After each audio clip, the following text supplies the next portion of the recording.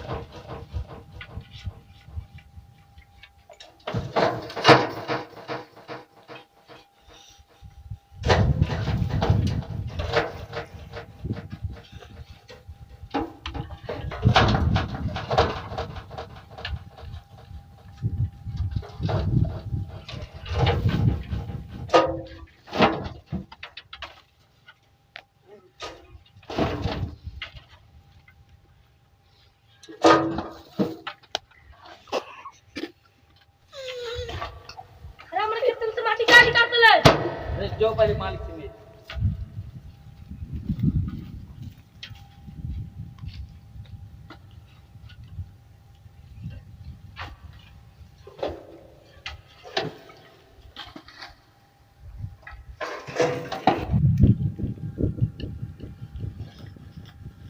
अरे मैं खेत में माटी गाड़ी काट ले।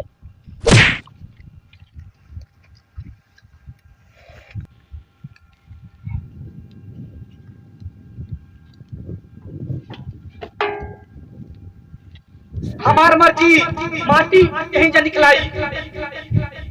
ना निकाल दे। कहीं ना निकाले देबे।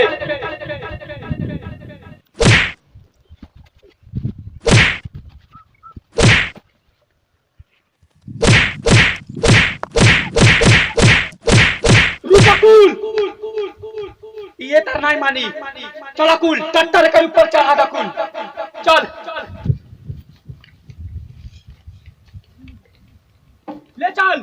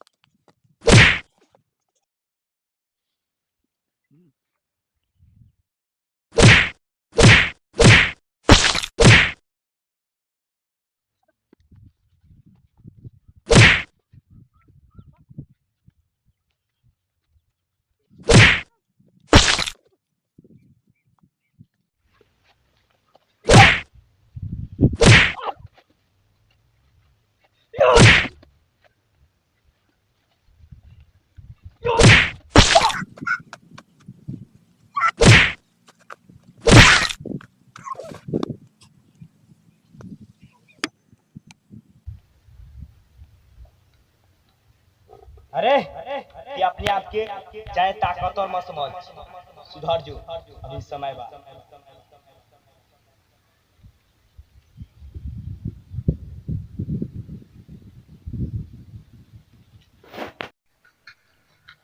अरे गवन है के रतिया सखी, अरे रहुए पहिल कह मिलन। वो दिनवा तो बहुत कूदत रहली। आज तो के ना छोड़ब।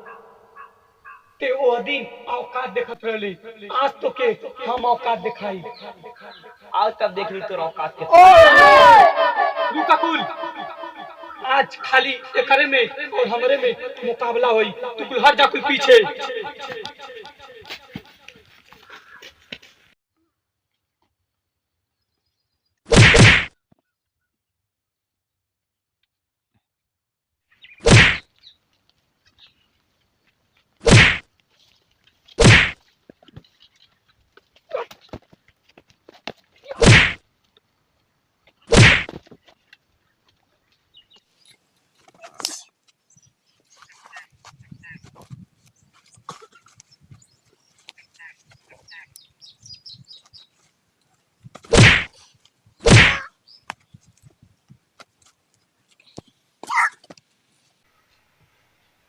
अजय इटा हमार भाई लगत है तब तो हम कहत नहीं कि कैसे ये हमार तक कर देता।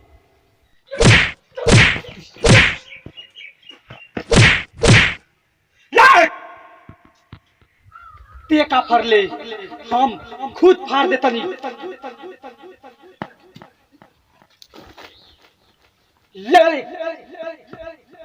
अजय अरे यार ये तो हमारे भाई लगत है यार।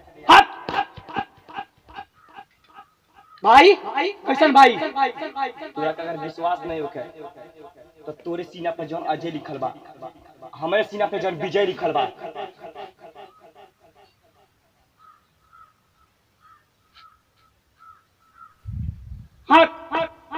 हम ना चिन्हतनी। याद कर भाई जन बचपन में हमनी के बाबूजी तोरे सीना पर हमारे सीना पे लेके छुरी से लिख लिया ना अजय विजय। वो बात के कहीं भूलिए ना भाई। याद कर भाई। जब ते हमार भाई होले तो माई बाबूजी कहाँ बाने?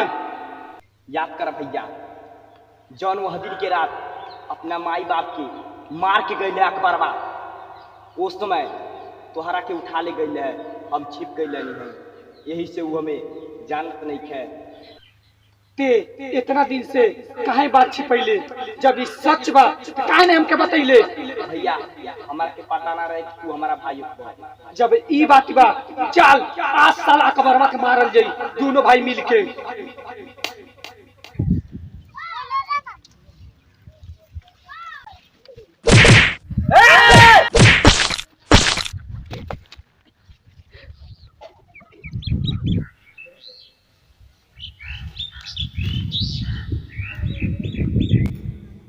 अरे अकबर ये हमारे माई बाप के मार के हमारे भाई के कहाँ अलग कैले? अच्छा तो तुके पता चल गई? हाँ आज तो के ना छोड़। मारे रे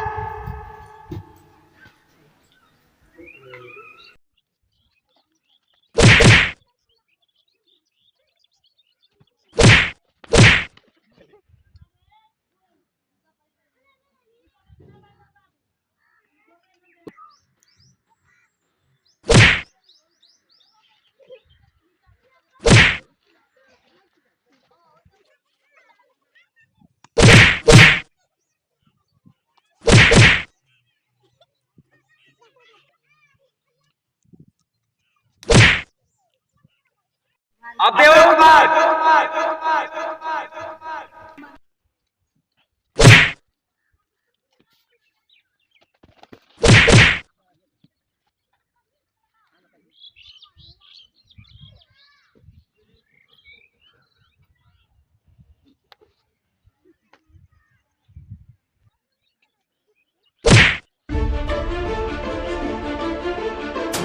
भाई को रुक जाओ तेरा भाई के मार दे।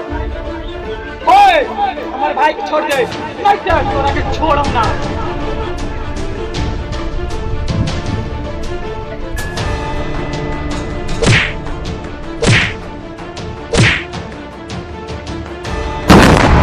भैया